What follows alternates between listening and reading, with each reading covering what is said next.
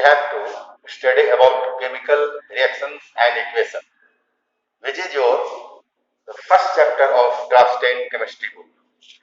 First of all, we have to know that what is chemical reactions.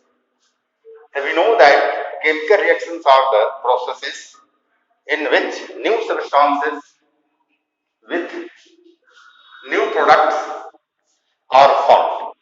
Means in any chemical reaction, new substances with new property are formed. Means substances will be new and their properties should be also new. So we can say that chemical reactions are the processes. What are the chemical reactions?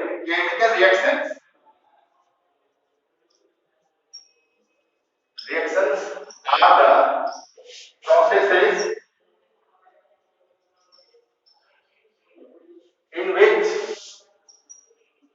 new substances, new substances with new properties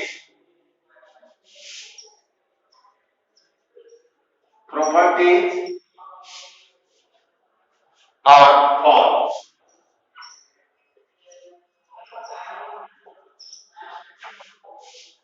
रासायनिक प्रतिक्रिया जब होती है तो नए गुणों वाले नए पदार्थ बनते हैं और इसमें रासायनिक परिवर्तनों का होना निश्चित है। इसलिए केमिकल रिएक्शन में केमिकल चेंजेस इन्वॉल्व होता है।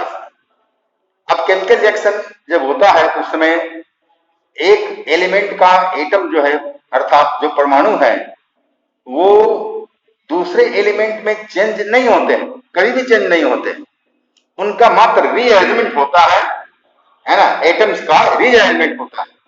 केमिकल रिएक्शन जब होता है, when a chemical reaction takes place, then only rearrangement of atom of element takes place.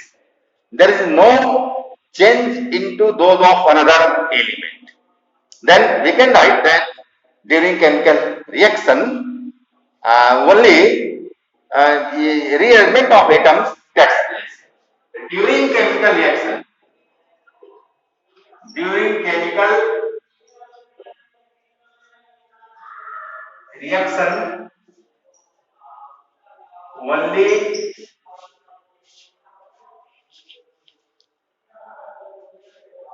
only a rearrangement of atoms takes place. Only a rearrangement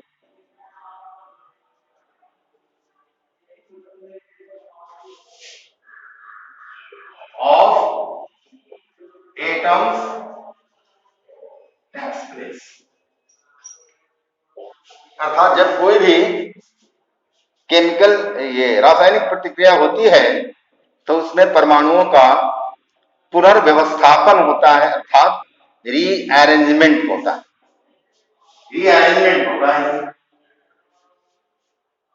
अब क्या है इसमें हमको देखना है कि जब एक एग्जांपल है यहाँ कि जब मैग्नीशियम रिबन को गर्म किया जाता है तो यह हवा में जलता है और काफी तेज रोशनी, डैजलिंग व्हाइट फ्लेम उसको कहते हैं, वह प्रोवाइड करेगा और मैग्नीशियम का रिबन जलकर व्हाइट पाउडर जिसे हम मैग्नीशियम ऑक्साइड कहते हैं उसमें चेंज होता है।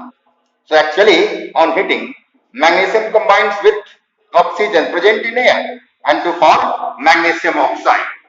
So magnesium combined on heating, we can write that on heating magnesium is Mg combines with air, combines with O2 of air and provide magnesium oxide and provide magnesium oxide MgO in the form of white powder. White powder. Equation हम लिख सकते हैं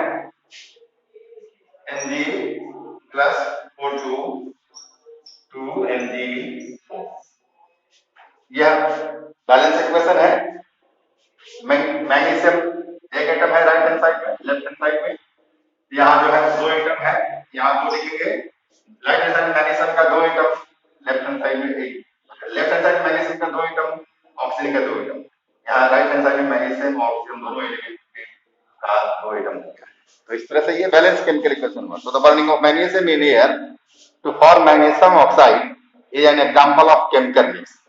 यह क्या है? ये ऐसा ये एग्जांपल है केमिकल रिएक्शन का एग्जांपल है। Therefore we can say that this is an example of chemical reaction. This is example of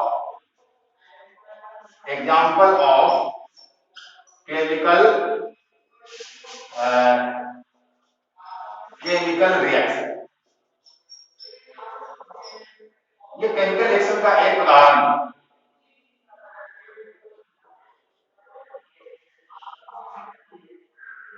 example of chemical reaction. अब हमको देखना है before burning in air the magnesium ribbon is clean. अब air में जलाने के पहले लैब में जब भी आप मैग्नीशियम को जलाकर एक्सपेरिमेंट करेंगे, ये कॉम्बिनेशन रिएक्शन को समझने के लिए, कॉम्बिनेशन केमिकल रिएक्शन को समझने के लिए, तो उस समय मैग्नीशियम रिबन को व्हाइट विद सैंड पेपर के साथ उसको रब किया जाता है और रब करके साफ कर लिया जाता है। So before burning in air the magnesium ribbon is cleaned by rubbing with sandpaper. Why this is done? ऐसा क्यों किया जाता है? This is done to remove the protective layer of basic magnesium carbonate from the surface of magnesium ribbon.